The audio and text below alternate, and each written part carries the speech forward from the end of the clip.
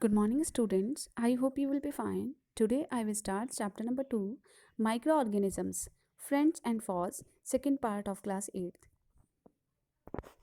First part में मैंने आपको एक्सप्लेन किया था यूज़फुल माइक्रो ऑर्गेनिज्म के बारे में जो फर्स्ट पॉइंट था कि making of curd and cheese, फिर microorganism in the field of medicine के ऐसे बहुत सारे यूज़फुल माइक्रो ऑर्गेनिजम्स हैं जो मेडिसिन में बनाने में हेल्प करते हैं। तो जो फर्स्ट एंटीबायोटिक्स थी वो थी पेनिसिलिन। तो पेनिसिलिन को किसने डिस्कवर किया था? Alexander Fleming. और किससे बनाई थी? फंगस से। उस फंगस का नाम क्या? उस फंगस का नाम था पेनिसिलियम। अब नेक्स्ट जो ये थर्ड पॉइंट है जो हमारा माइक्रो ऑर्गेनिज्म यूज़फुल है वो है मेकिंग वैक्सीन्स। तो ऐसे बहुत सारे माइक्रोब्स होते हैं जो वैक्सीन्स बनाने में हेल्प करते हैं। When microbes enter our body, the body produce a specific substance called antibodies. देखो जब हमारी बॉडी में कोई भी माइक्रो ऑर्गेनिज्म एंटर करता है तो हमारी जो बॉडी है वो एक स्पेसिफिक सब्सटेंस सिक्रेट करती है, प्रोड्यूस करती है, जिसको बोलते हैं antibodies that help to destroy the microbes. जो किस चीज़ में हेल्प करती हैं? जो माइक्रोब्स हमारी बॉडी में एंटर हुआ है इसको क्या डिस्ट्रॉय करने में। A person has immunity against disease when a certain amount of that specific antibodies is present in the body। देखो जब भी हमारी बॉडी में कोई भी पैथोजेंस, कोई भी माइक्रोब्स एंटर होता है तो जो हमारी बॉडी के अंदर इम्यूनिटी होती है वो डिसीज से फाइट करने में हेल्प करती है। This immunity can be artificially produced by vaccinating the person. देखो अगर हमारी जो इम्यूनिटी है, बहुत सारे पर्सन की जो इम्यूनिटी होती है वो काफ़ी वीक होती है। जैसे कि फॉर एग्जांपल अगर हमें कोल्ड हो गया या फीवर हो गया तो कुछ टाइम में हमारा खुद ही अगर कोल्ड या फीवर सही हो गया तो उससे क्या बहुत सारे लोगों की जो इम्यूनिटी जो पावर होती है वो काफ़ी स्ट्रॉन्ग होती है। लेकिन कुछ की लोगों की जो इम्यूनिटी होती है वो काफ़ी वीक होती है तो उनको मेडिसिन वगैरह लेनी पड़ती है, वैक्सीन लगवाना पड़ता है। तो जो हमारे आर्टिफिशियल इम्यूनिटी बढ़ाने की जो पावर होती है आर्टिफिशियल ये हम ले रहे हैं तो उसको वैक्सीनेटिंग बोलते हैं। A vaccine is a substance that is given to protect an individual from disease. Vaccine किसको बोलते हैं? वैक्सीन हमारा एक सब्सटेंस होता है जो किसी पर्सन को डिसीज़ से फाइट करने में प्रोटेक्ट करता है, जो डिसीज़ से प्रोटेक्ट करता है, जैसे कि ये पोलियो का वैक्सीनेशन है। ठीक है, नेक्स्ट देखना है फिर हमारे जो माइक्रो ऑर्गेनिज्म है वो कैसे यूज़फुल है in agriculture to increase soil fertility. देखो ऐसे बहुत सारे माइक्रो ऑर्गेनिज्म होते हैं जो हमारी सॉइल को फर्टाइल बनाते हैं। Some bacteria live in the roots of leguminous plants such as pea, bean and gram. देखो लेग्यूमिनस प्लांट किसको बोलते हैं?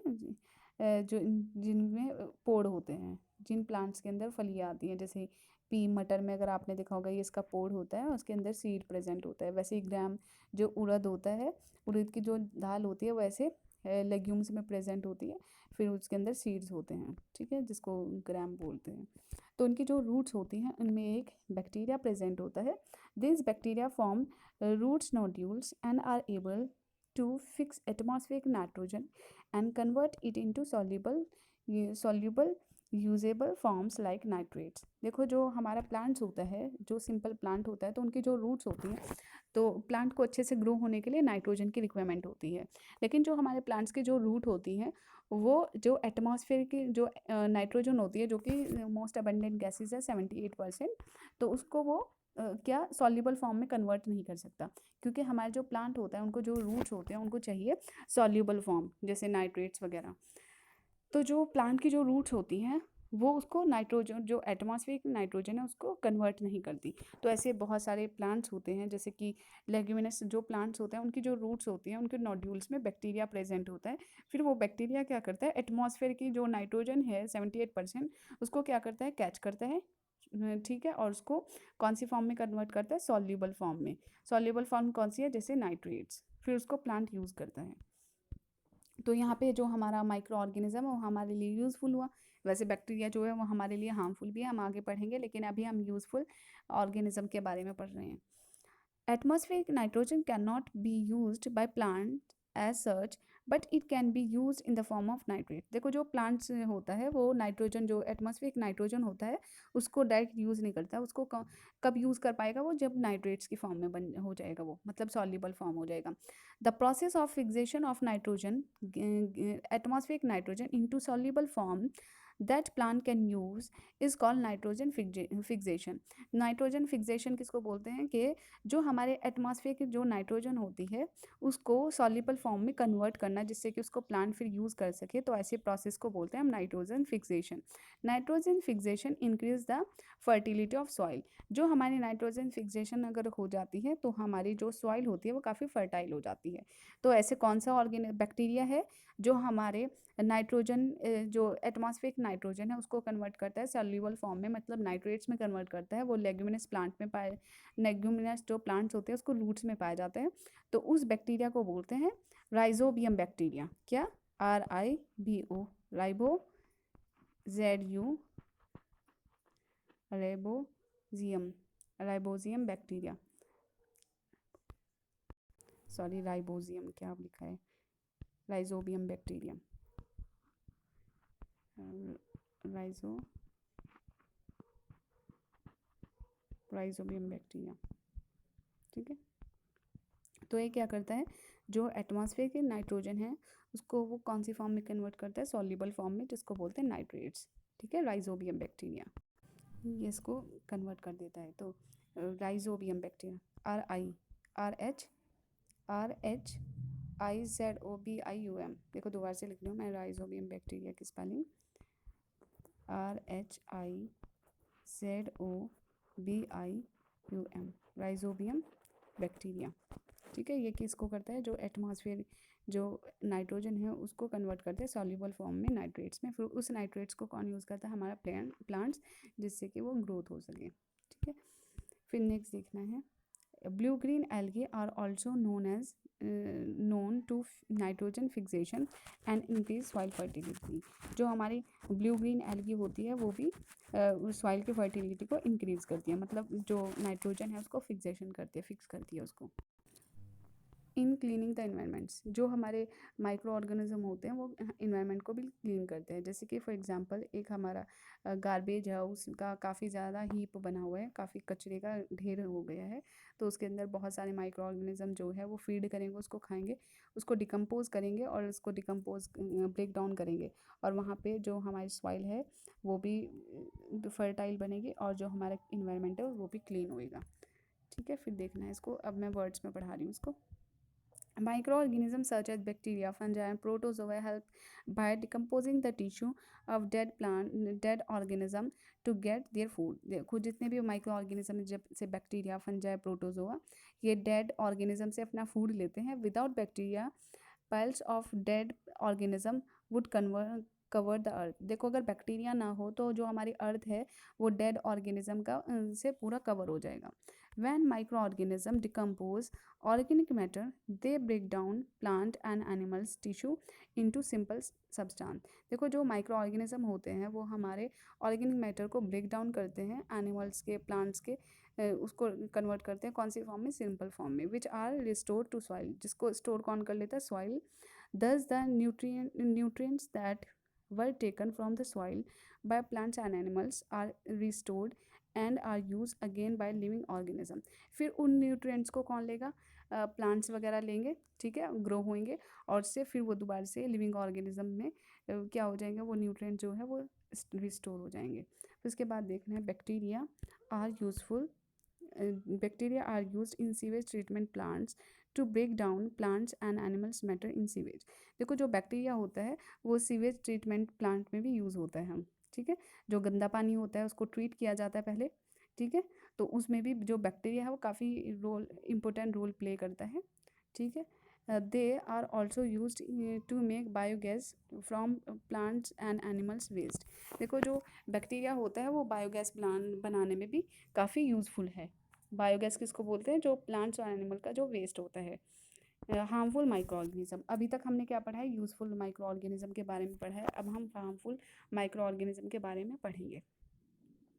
तो harmful micro organism are harmful in many ways, जैसे कि यूज़फुल जो माइक्रो ऑर्गेनिज्म है वो बहुत सारे वेज में काम आ रहा था, अलग अलग टाइप से वो यूज़फुल बन रहा था।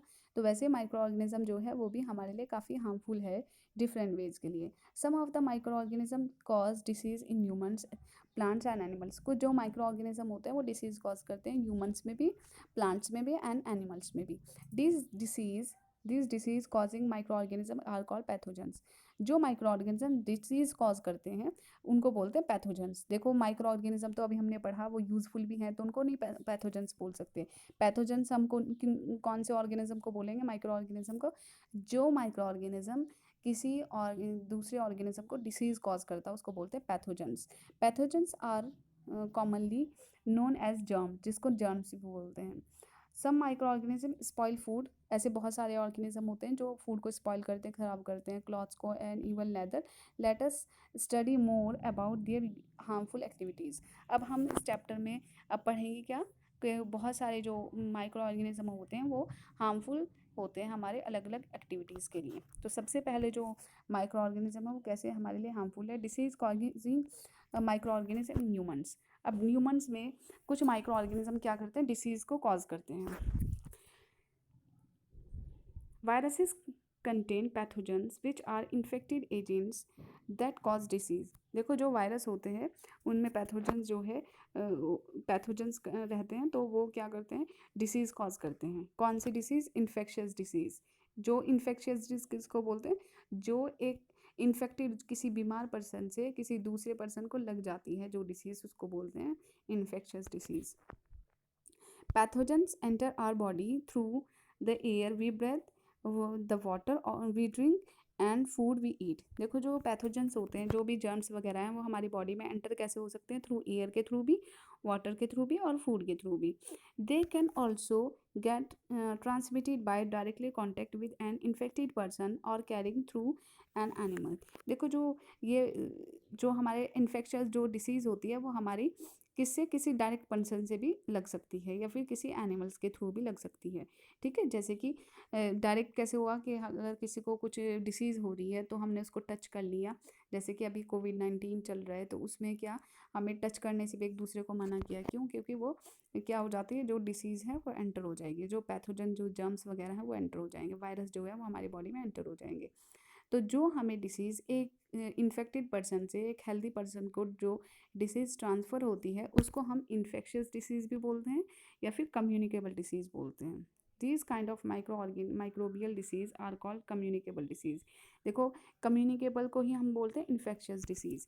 जो हमें किसी इन्फेक्टेड पर्सन से हेल्दी पर्सन में जो डिसीज़ ट्रांसफ़र होती है उसको बोलते हैं microbial disease, sorry communicable disease and infectious disease. They spread from the infected person. For example, common cold, chickenpox, tuberculosis बोलते हैं टीबी को, typhoid, hepatitis and many more. देखो ऐसे बहुत सारी कुछ कॉमन डिसीज़ हैं जो कम्युनिकेबल डिसीज़ होती हैं, जो इन्फेक्टेड डिसीज़ होती हैं। ठीक है, जो हमें एक इन्फेक्टेड पर्सन से हेल्दी पर्सन में लगती हैं। तो वो जैसे कि कॉमन कोल्ड हो गया, चिकन पॉक्स हो गया, ट्यूबरक्लोसिस, टीबी जिसको बोलते हैं, टाइफाइड वगैरह, ये सब क्या है हमारी इन्फेक्शियस डिसीज़ हैं या फिर कम्युनिकेबल डिसीज़ हैं। फिर है infection through air. Bacteria, spores of fungi and viruses enter our body through breathing and attack our windpipe and lungs. देखो जो बैक्टीरिया होते हैं, फंजाई वगैरह होती हैं, फिर वायरस वगैरह, वो हमारी बॉडी में ब्रेथ के थ्रू चले जाएंगे, कहाँ पर, हमारे विंड पाइप में जिसको ओसोफेगस बोलते हैं, या फिर लंग्स में, लंग्स के में फिर एंटर हो जाएंगे। Microbes can be prevent in are present in saliva and mucus. जो माइक्रोब्स होते हैं, जो जर्म्स वगैरह होते हैं, वो हमारे सलाइवा जो थूक होता है उसमें भी और म्यूकस में भी प्रेजेंट होते हैं। When an infected person sneeze और कफ in public places, droplets with the germs are spread in air and are taken by other healthy person and get infected। देखो अगर कोई फॉर एग्जांपल एक इन्फेक्टेड पर्सन है जिसको cold वगैरह हो रहा है, उसने क्या किया, स्नीज़ किया, फिर कफ किया, छींक दिया या फिर खांस दिया, और अपने नोज़ पे उसने हैंकी वगैरह नहीं रखा, तो उसके जो ड्रॉपलेट्स हैं, जो वाटर ड्रॉपलेट्स हैं, वो उनमें जर्म्स होगा, वो क्या होगा, वो किसी हेल्दी पर्सन के ऊपर अगर वो ड्रॉप्स जो है वो डल गई तो उसकी बॉडी में वो जर्म्स जो है वो एंटर हो जाएंगे, तो इससे वो हेल्दी पर्सन भी क्या हो जाएगा, इन्फेक्टेड हो जाएगा। उसके बाद देखिए infection through water. Water is polluted by many ways. जो वाटर होता है वो डिफरेंट डिफरेंट वेज से वो पॉल्यूटेड होता जा रहा है। Sewage is the biggest problem to pollute water. जो सीवेज होता है, जो नाली का जो पानी होता है, वो सबसे ज़्यादा हमारे वाटर को पॉल्यूट कर रहा है, ये एक बिग प्रॉब्लम है। Contaminated water is cause of jaundice, dysentery, cholera, typhoid and other intestinal infection. देखो जो हमारा पानी जो है वो कंटेमिनेट हो रहा है, गंदा हो रहा है, तो उससे कौन कौन सी बीमारी हो सकती है, जॉन्डिस जिसको पीलिया बोलते हैं, डाइसेंट्री बोलते हैं। तो डाइसेंट्री जो होता है पेचिस, मतलब लूज मोशन टाइप होता है। कोलेरा हैजा होता है।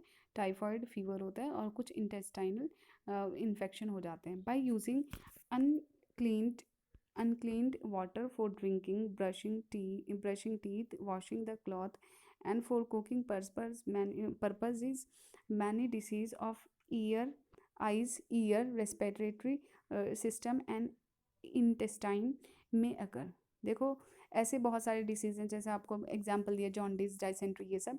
तो ये हमारा जो है वो कैसे एंटर हो जाती है, अगर हमने गंदा पानी पी लिया, मतलब अनक्लीन वाटर नहीं है, बॉयल ऐसे, तो इस तरीके से हमारी जो बॉडी में वो एंटर हो जाएगा।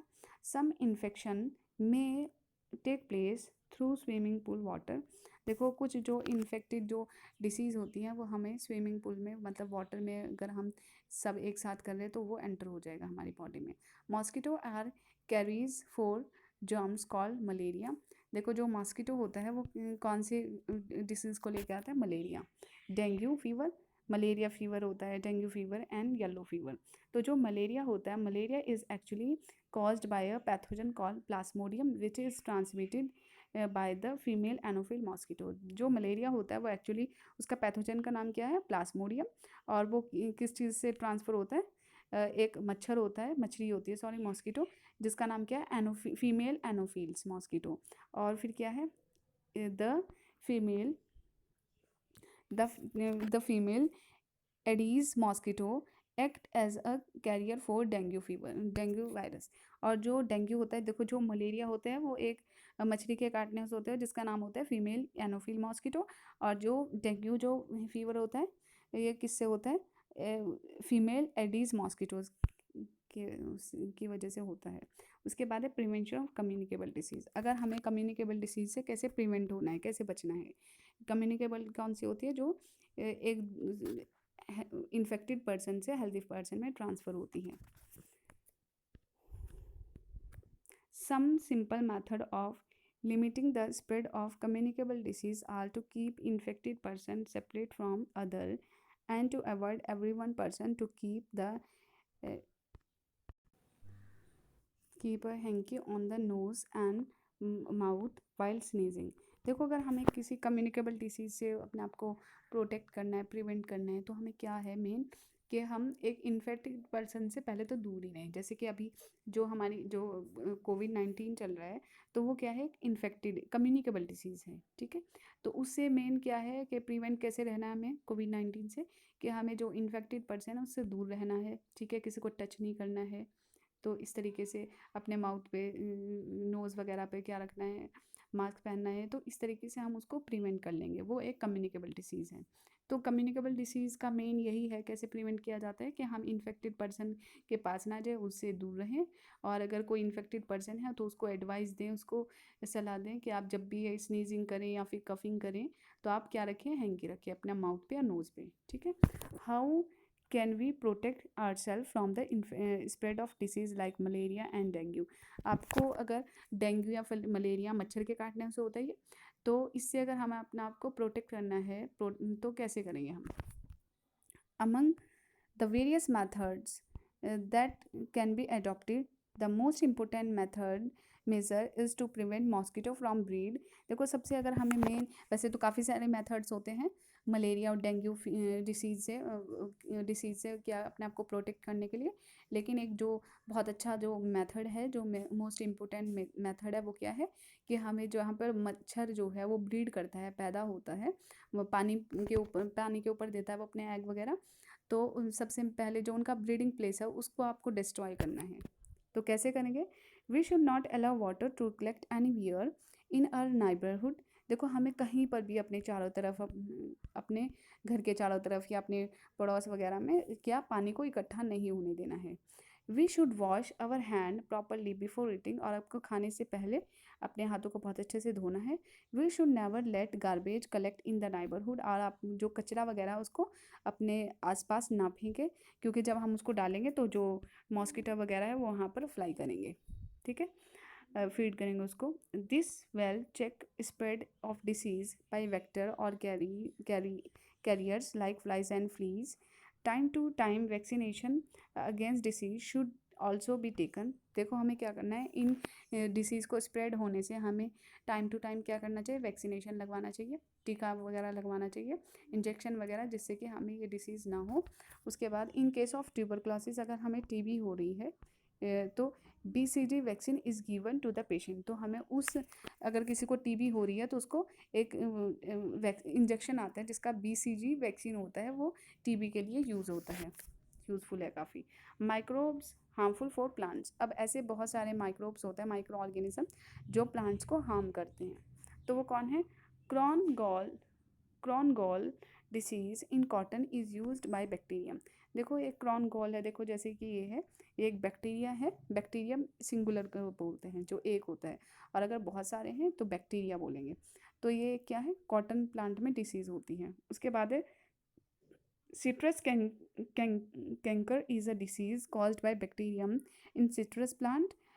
जो सिट्रस प्लांट होते हैं जैसे कि लेमन, ऑरेंज, ये खट्टे जो फ्रूट्स होते हैं, तो उनमें एक डिसीज़ होती है जो बैक्टीरिया के थ्रू होती है, बैक्टीरियम के, उसका नाम क्या है? Citrus canker. Lesions are formed on the leaves, stems and fruits. ठीक है, ये इस तरह के लेजेंड्स बन रहे हैं, तो ये क्या हो जाते हैं, फ्रूट्स पे, फ्लावर पे, लीव्स वगैरह पे हो जाते हैं। Rice blast is caused by a fungus। It also listens to form all parts of the plant। देखो जो राइस ब्लस्टर हो जाते हैं, ये क्या है, एक फंगस डिसीज़ है, और ये भी पूरे जो प्लांट्स होते हैं उसमें क्या हो जाते हैं, लेजेंस हो जाती हैं।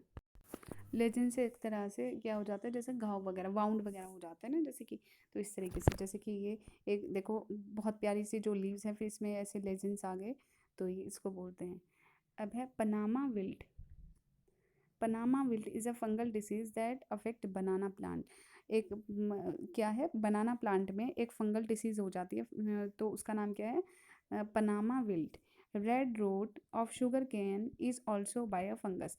अब जो शुगर केन होता है उसमें ऐसे रेड रेड सा हो जाता है, गन्ने में निकल जाता है अंदर से, तो वो एक फंगस डिसीज़ है, और उसको क्या बोलते हैं, रेड रोट्स। अभी मैं आपको डायग्राम दिखाती हूँ। देखो ये है रेड रोड्स, ये काफ़ी कॉमन ही है, तो आपको काफ़ी इजीली पता चल जाएगा। उसके बाद है disease caused micro organism in animals. ऐसी बहुत सारी डिसीज़ होती हैं जो एनिमल्स में हो जाती हैं। Several micro organism not only cause disease in humans and plants but also in other animals. ऐसी बहुत सारी जो माइक्रो ऑर्गेनिज्म है वो एनिमल्स को ही, मतलब ह्यूमन बींग को ही डिसीज़ नहीं कॉज करता, या प्लांट्स को, एनिमल्स को भी करता है। Anthrax is an infectious bacterial disease in ship and cattle. जो एंथर होता है वो एक इन्फेक्शियस डिसीज़ है, जो एक हेल्दी इन्फेक्टेड से हेल्दी में ट्रांसफ़र होती है, तो वो किस में होते हैं, शिप और कैटल में। This disease is can be transmitted to humans through meat, wool, hair and skin of the infected animals. ये जो डिसीज़ होती है वो ह्यूमन्स में भी ट्रांसफ़र हो जाती है, किसके थ्रू, मीट्स के थ्रू, वूल के थ्रू, या फिर स्किन वगैरह के through. Foot and mouth disease is a viral disease in sheep, goat and horse. Bird flu is also a viral disease in poultry sorry.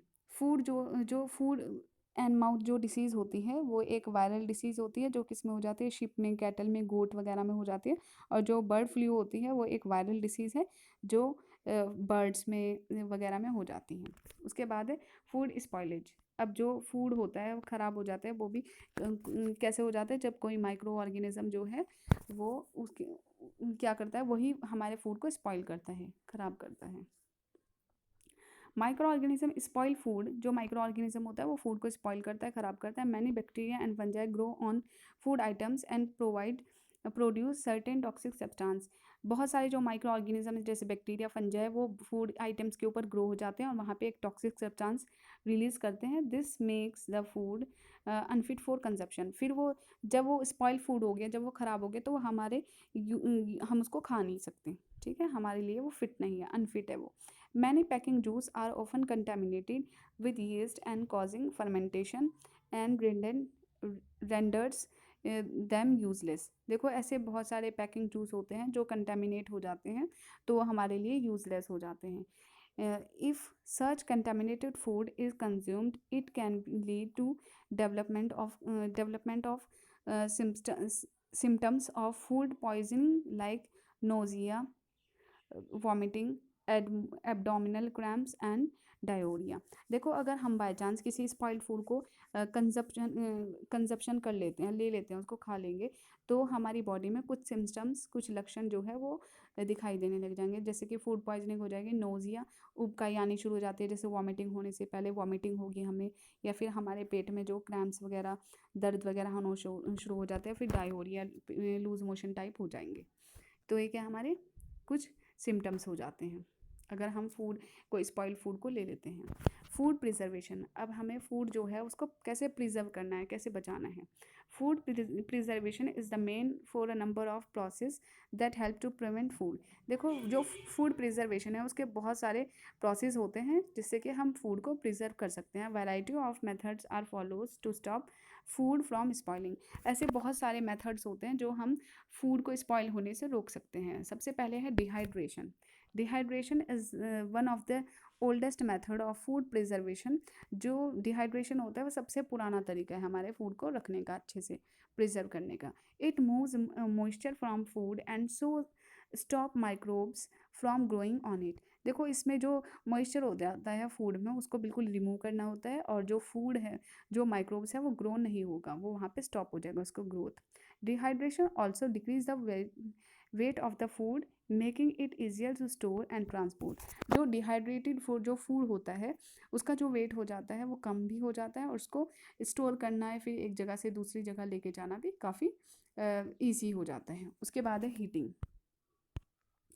Heating process is a high temperature killed microbes. जो heating होता है वो क्या होता है, उसमें temperature जो है काफ़ी हाई किया जाता है, गर्म किया जाता है, जिससे कि माइक्रोब जो है वो मर जाते हैं। For example milk and water are boil with to kill microbes. जो दूध होता है फिर पानी होता है, उसको क्यों बॉयल करते हैं, जिससे कि जो माइक्रोब्स हैं, जर्म्स वगैरह, वो किल हो जाएँ। Ultra heating treatment is the partial sterilisation of milk by heating it for a short time around a couple of seconds at a temperature of 135 degree Celsius. देखो जो UHT जो होता है, अल्ट्रा हीटिंग ट्रीटमेंट होता है, ये क्या होता है, ये काफ़ी कम टाइम के लिए हीट किया जाता है, लेकिन कितना टेम्परेचर होता है, 135 डिग्री सेल्सियस होता है।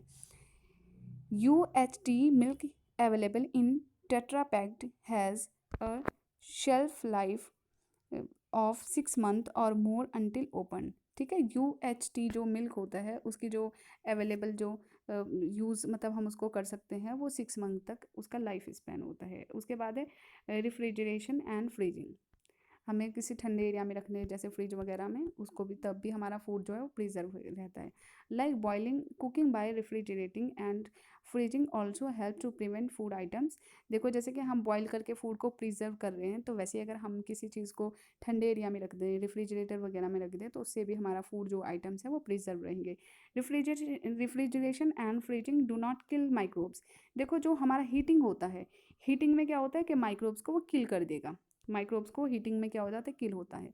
लेकिन रेफ्रिजरेटर में हम क्यों रखते हैं कि माइक्रोब जो है वो किल तो नहीं होगा, लेकिन हाँ वो वर्क करना, मतलब उसका जो वर्क होता है वो स्टॉप हो जाते हैं। जो माइक्रो ऑर्गेनिज्म है वो उसका जो वर्क होता है, ग्रोथ होती है, या वो क्या हो जाएगी, स्टॉप हो जाएगी। Preservation by freezing is effective for many veg and is useful in case of milk, heat and meat and vegetable. देखो जो फ्रीजिंग का जो मेथड है ये हमारे बहुत सारी चीज़ों के लिए यूज़फुल होता है अलग अलग टाइप से। जैसे कि मिल्क को भी हम उसको प्रोटेक्ट कर सकते हैं, प्रिजर्व कर सकते हैं फ्रीज करके, मीट को या फिर वेजिटेबल्स वगैरह को। तो देखिए कैसे। सबसे पहले pasteurisation, this method is use for preserving milk in this method. Pasteurisation किसको बोलते हैं, जो मिल्क को प्रिजर्व करने का जो मेथड होता है।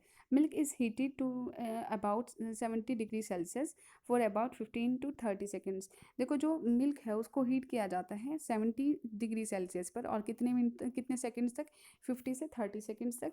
फिर उसके बाद सेकेंड स्टेप क्या करना है, then quick cooled, chilled and stored in sterilised bottle और पाउच। फिर हमें उसको बहुत जल्दी से एकदम से ठंडा करना होता है, चिल्ड बनाना होता है, और उसको किसी बॉटल में या पाउच में स्टोर करना हो जाता है। ठीक है। Heating, heating kill the bacteria present in the milk. देखो स्टार्टिंग में जब हमने मिल्क को हीट किया तो उसमें जो माइक्रो ऑर्गेनिज्म है वो तो किल हो गए। Quick cool prevent remain bacteria from growth. और अगर कोई बाई चांस बैक्टीरिया जो है वो रह भी गया तो हमने उसको कूल कर दिया, तो उससे जो बैक्टीरिया है वो ग्रो नहीं कर पाएगा, मल्टीप्लाई नहीं हो पाएगा। Milk produced products like cheese and other substance like honey, beer, wine, juice etcetera are also preserved using this method. और जैसे कि ये आपको हनी, शहद वगैरह है, फिर बियर वगैरह है, तो उसको भी हम कैसे प्रिजर्व करते हैं, इसी तरीके से मेथड से प्रिजर्व करते हैं। Lewis pasture was French chemist of microbiology. He discovered the method of pasteurisation and microbial fermentation. एक फ्रेंच को जो वो था, केमिस्ट था, उसका नाम था लुईस पास्चर। उसने ये पास्चुराइजेशन जो है वो उस मेथड को डिस्कवर किया था। ठीक है। उसके बाद है एडिंग प्रिजर्वेटिव्स, सम एडिबल सब्सटेंस आइदर किल माइक्रोब्स और प्रिवेंट देयर ग्रोथ। देखो एडिबल सब्सटेंस किसको बोलते हैं, जिनको हम खा पाएंगे। ठीक है, जो हमारे लिए यूज़फुल है। ऐसे बहुत सारे सब्सटेंस होते हैं जो नॉन एडिबल होते हैं। Oil and vinegar are example of substance that prevent microbial growth.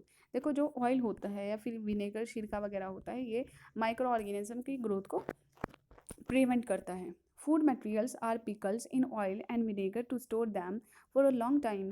देखो अगर हमें अचार को बचाना है, प्रिजर्व करना है, तो उसके अंदर काफ़ी ऑयल डाल दो या फिर विनेगर, शहद वगैरह, सॉरी सिरका वगैरह डाल दो, जिससे कि वो लंबे टाइम तक स्टोर कर सकें, हम उसको ख़राब ना हो। उसके बाद है vegetable, fruits, fish and meat can be prevented this method. और जो वेजिटेबल, फिश वगैरह है तो वो भी हम इस मेथड से प्रिवेंट कर सकते हैं। देखिए salt check the growth of bacteria by forcing microorganisms to lose water by the process of osmosis। देखो जो सॉल्ट होता है वो बैक्टीरिया की ग्रोथ को क्या करता है, स्टॉप करता है, क्योंकि जो वाटर है वो लूज हो जाता है ऑस्मोसिस के प्रोसेस से। This is also for prevent meat, fish, pickle, chips etcetera.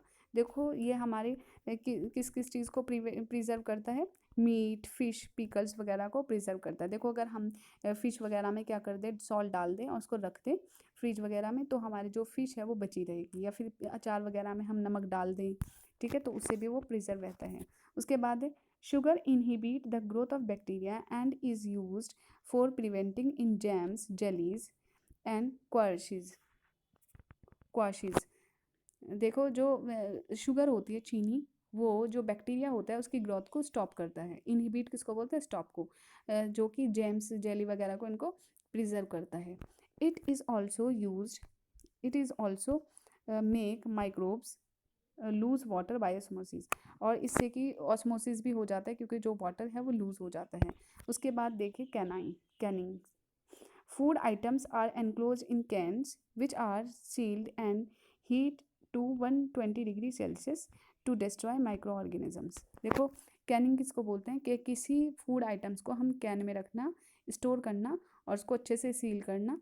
और कैसे सील किया जाता है, सबसे पहले उसको जो भी उसके अंदर माइक्रो ऑर्गेनिज्म है उसको हीट किया जाएगा, कितने टेम्परेचर पे, 120 डिग्री सेल्सियस पर उसको टेम्परेचर पे जो माइक्रो ऑर्गेनिज्म है उनको किल किया जाएगा, और फिर उनको फूड आइटम्स को क्या किया जाएगा, सील किया जाएगा कैंस में।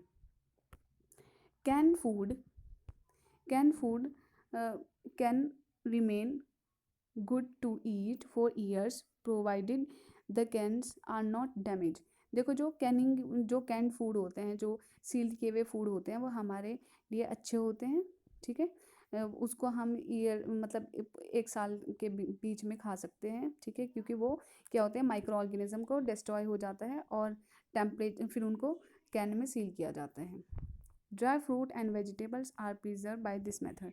जो ड्राई फ्रूट्स वगैरह होते हैं, वेजिटेबल्स वगैरह होते हैं, वो भी इस मेथड से ही प्रिजर्व किए जाते हैं।